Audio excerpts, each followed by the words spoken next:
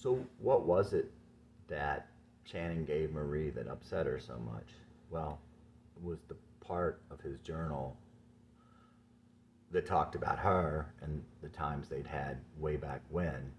And it described her physically and talked about things she did. And, it was the kind of stuff where you might not have ever known someone thought those things, let alone expect to remember them and expect to see them in writing.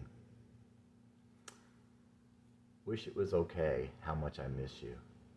Wish you knew God and how much He loves you, and you'd not remember I put me above you. Wish it was okay that I love you and how much I miss you now. When I said I was sad you missed me before, wish you knew how bad I wanted more, and I wish I knew what to do now. If you were Heathcliff, what does that leave?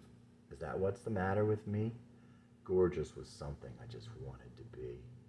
Wish you knew me and knew that I'd loved you, and you'd not remember I put me above you. Wish it was okay that I love you, and how much I miss you now. Though I'd still be sad, wish you missed me again. I know there's a heaven, but until then, I wish I knew what to do now. Wish it was okay that I love you, and how much I miss you now. Channing Matthews. The next day after work, Channing picked up his cell phone. When I read your journal, I felt as though I had been verbally raped. Channing's heart stopped. He felt lightheaded, unstable. He could not walk back to the house. He stood there motionless for several minutes. His mind was swimming. Actually, it felt more like drowning. What have I done? I'm so sorry, Marie. I am so sorry. I'm an idiot. I'll never write again. I'll destroy the journal.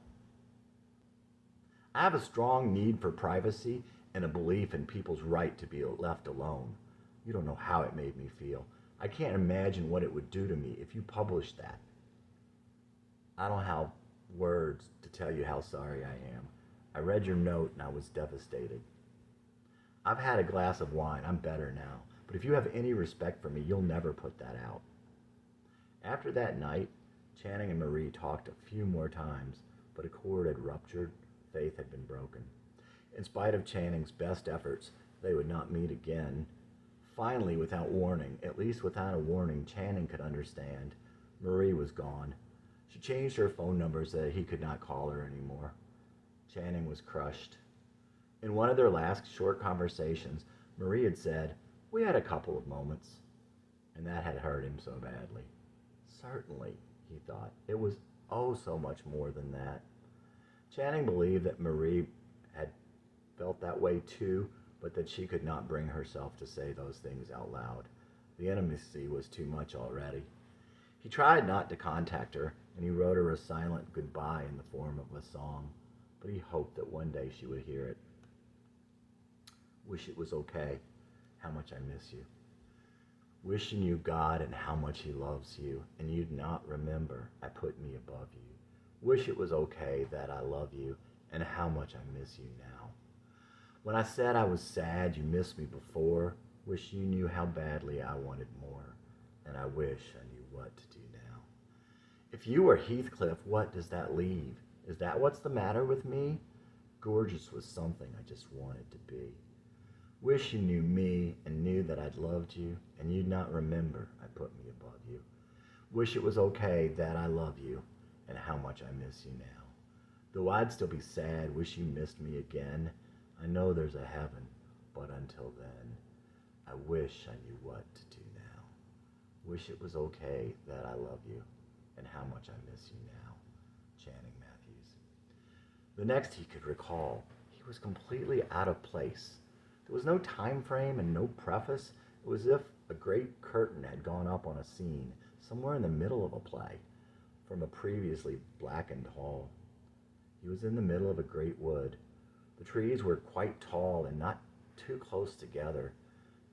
Jesse felt different and somehow smaller.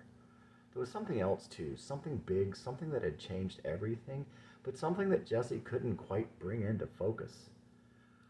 These were Jesse's woods, and it was peaceful in there that day. It was a cheery Indian summer day, and the leaves underfoot were fresh and colorful. They were pungent, and they crinkled when Jesse walked on them. Jesse was happy about something and completely at ease. At first it appeared there was no one else in the woods. But Jesse wasn't completely alone. Sitting on a low branch of a tree just up ahead, a boy was smiling with apparent delight in seeing Jesse.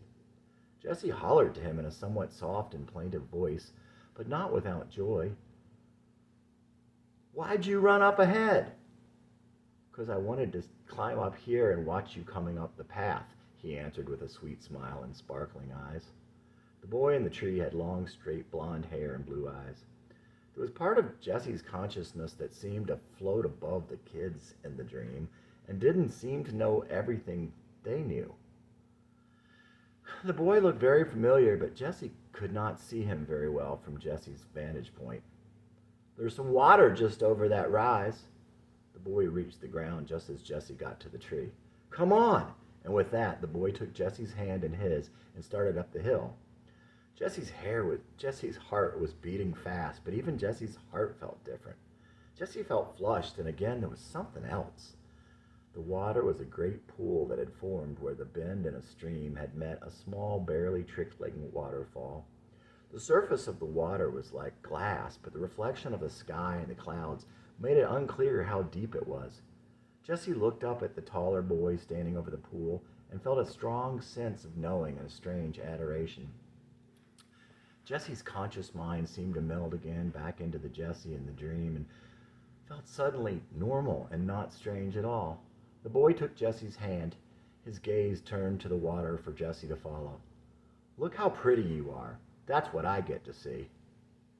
Jesse looked down at the white baseball shirt, black running pants, and little chucks, and then scanned the reflection in the water. Jesse saw a young girl with tawny brown hair, curling ever so slightly on the ends, and thick dark lashes, freckles, and green eyes. She could not have been much more than 5 feet tall. Jesse looked back up at the boy and smiled. And with that, Jesse's consciousness floated back out of the girl, and Jessie found herself again looking down on the scene. Now Jessie knew why the boy was familiar. The boy looked exactly as Jessie had looked when she was that age. But in the dream, Jessie had been the girl who looked like Marie. That's why Jessie felt so differently. In her mind's eye, she must have blinked momentarily. When Jessie looked out upon the scene again, Jessie and Marie were both still there, but now they were identical. They could have been boys or girls, or one could have been a boy and the other a girl. They were perhaps the same age they had been, maybe 10 or 12, and they'd had straight blonde hair and green eyes. They wore the same baseball shirt and held hands. From time to time, they looked at each other and smiled. They stood there like that by the pool for some time, till at last the sun was lower, and they turned and walked back down the path they had come up on, still hand in hand. Channing wasn't sure when it was that he came to himself in a waking state. He was in sort of a reverie and still at the pool in the woods, but at some point he knew that he was no longer dreaming. This dream, too, had made him happy somehow, and he kept it in his heart for days. People and settings and occurrences in dreams are usually props.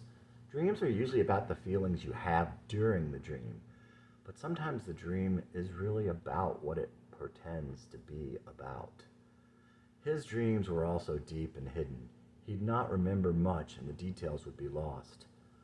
One night, Channing was thinking back on all the things that had happened with him and Marie and drifted off to a deep dreaming sleep. He and Marie were together again. The dream seemed to go on, even though it perhaps spanned only one day. They were together the whole time, and they stayed together until the next day. Even after breakfast, they were still hanging out far into that next day. They were much younger, but they were not kids. They could have been in their early 20s, or even a little younger. They could have just as easily been 23. As the morning turned to afternoon, they knew they had to leave each other. There was some place that each had to be. Channing held Marie as he had held her much of the dream, and she held him back, even when they were waking, even when they were walking. They were outside in a very large space, but they were close to some sort of a wall, facing out to a line of trees across the way. They had spent much of the time outdoors in the dream. Where they had come from and how they got there was not clear. I'm weaker when I'm with you. It hurt him to hear this, but he felt it was true. Channing wanted to take care of Marie. It was his job. But he needed her as she needed him. She hadn't said, I can't be with you, and she didn't mean that. They loved each other too much to let go, but there was a sadness there also. Channing felt so in love in the dream. It was quite melancholy, but they were happy too. Again, he didn't understand the dream, but he felt the same upon waking as he had felt in the dream. When he first caught up to Marie, he thought he would be good for her and give her strength, but in the end, he was wiped out by the train, and it was he who needed strength from her. And two, he was holding on to something that was not his to hold. He would have never seen it but for Brett's message to him in response to Channing's offhand comment to Brett that he was coming apart. Coming apart? When that happens to me, it's usually because I'm trying too hard to hold something in place that doesn't belong to me. Why are you coming apart? Those last weeks of July brought another revelation, one that not only helped him, but one that also came with a sense of promise. Before he parted ways with his friend who had lived long in the shadow of the train, she told him something that might one day help him more than he might have helped her. You say that you can never do what you decide to, even when that thing is the right thing? It could be that it's not the right thing for you. It could be that you're just not made that way. That had never occurred to Channing. At least it never occurred to him that it might be okay to be who he was and not to do those things he was not able to do. Channing's journal. I continue to struggle. All aspects of my life seem to be under attack, and I am falling harder than I usually fall. Two of my new connections to the past threaten to destroy my present. For one connection, I threw myself in front of a train of uncertain speed, thinking I could save her and sure that God had called me to do so. Annie had been the victim of abuse and control for many, many years. It is hard to imagine how someone could be in that prison for so long. She would maintain that I was the angel God sent her. And understanding angel as messenger, I could agree, but I could not see why he would send such a flawed and broken angel. I did all I could for her and gave her all the support I could. God had supplied the unconditional love I needed. But this was the very sort of situation that had disturbed and sickened me all my life and made me feel small and without control in the face of such great evil. Late on the night before the appointed morning of her rescue, I turned on the television and began flipping the channels. I came to an expose of prosperity theology, and it made me think of Joel Osteen. I had once read half of one of his books and had to buy another book suggesting the opposite just to get the taste out of my mouth. Don't get me wrong, there is much good he has to say, but the emphasis is so skewed from the gospel as to seem impossible to reconcile. When it came to commercial, I flipped again, and right there he was, Joel Osteen. Normally I would have flipped right on by, of course, but I had not seen him in a very long time and was curious to hear what he had to say. Given the coincidence and the thoughts I had been having while watching the other show, he flashed up a photo of a cute little girl and started talking about how the faith of children was so much greater than the faith of adults. Next, he flashed up a picture of a black goat with a big white A pattern in the fur on his forehead. The little girl had wanted a goat. Her parents were not willing to give her one. She prayed that she could have a black goat and told her parents that she would get one, that God was going to give her one. Knowing that it was nearly impossible from a genetic standpoint, they told her she could have a goat if it was born black. So just in case they tried to go back on their promise, God put an A on the goat's forehead so that everyone would know this was little Annie's goat. Wow. Annie? Oh my God. I felt much better and I was able to go to sleep.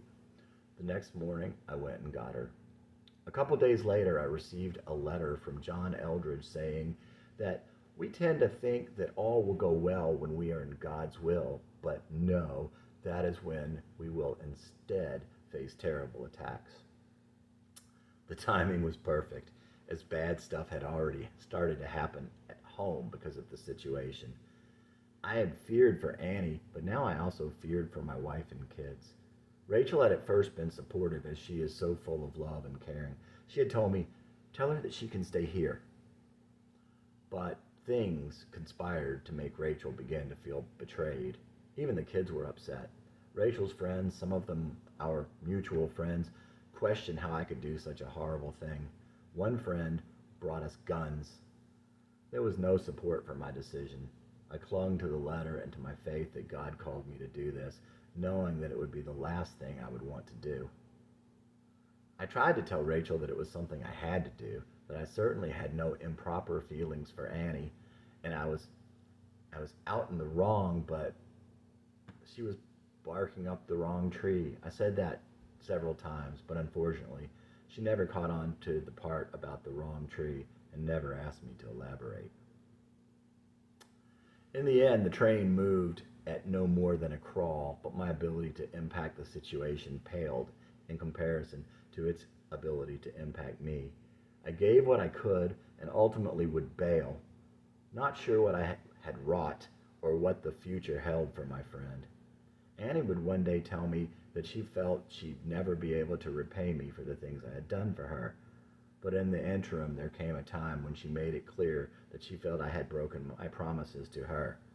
Everything that came my way from the situation was bad. I came to the conclusion, too, that it is possible for God to call you to do a thing you do not want to do, but did because he asked you to and because it was the thing to do, but that God would nevertheless use the repercussions from that thing to punish you for something else. Whether or not that's true, or whether or not that happened in this situation, I do not know. I do know that Satan certainly had a hand in the events, but I did what I had to do, and the Eldridge letter, sent with God's timing, helped me keep the faith. Somehow, after all that, Marie was going to meet with Channing again. They talked about it, and they were going to bring instruments, and they were going to meet again.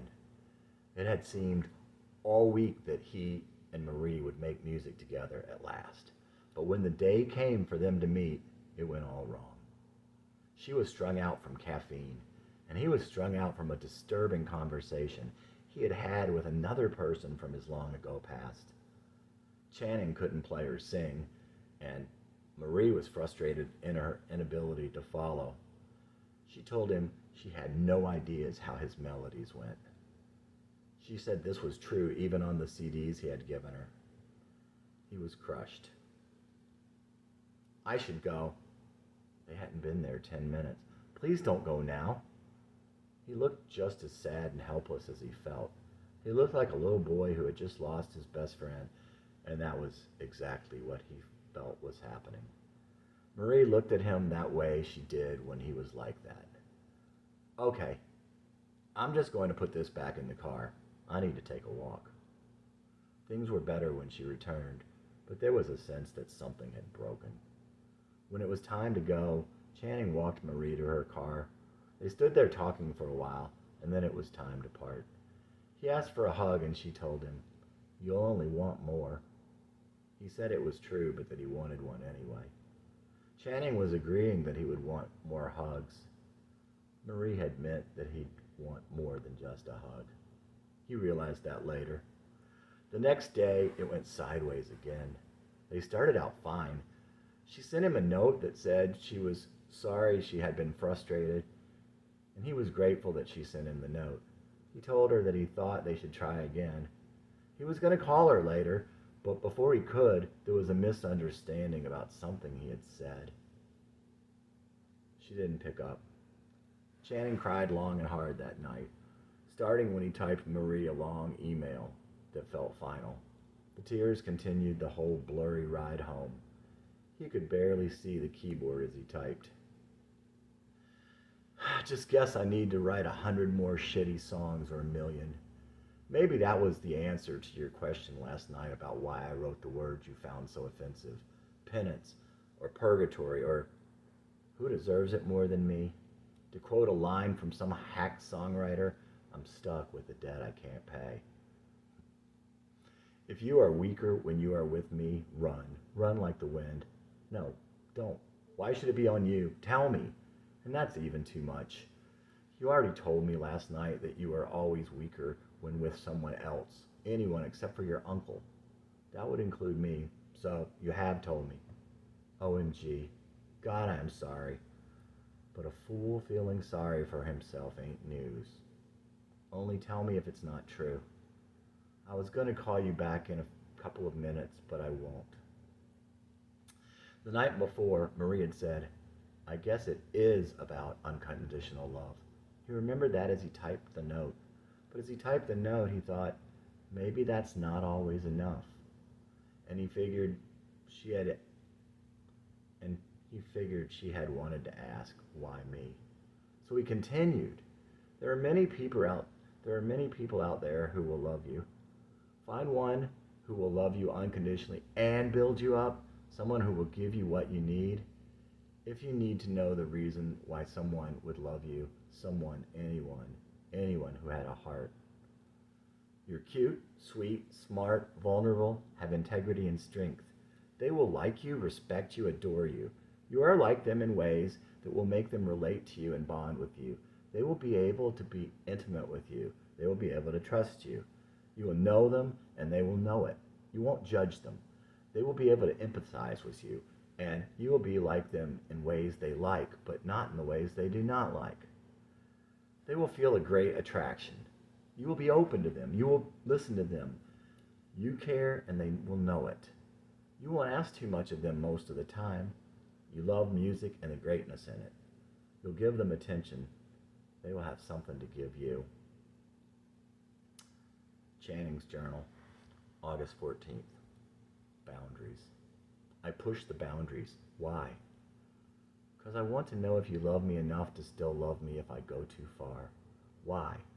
Because I want acceptance. I want to know that you'll love me no matter what. Because I'm scared you don't, and it's all a facade, and sooner or later, you'll reject me. I need to know how much you love me. I want you to love me that much.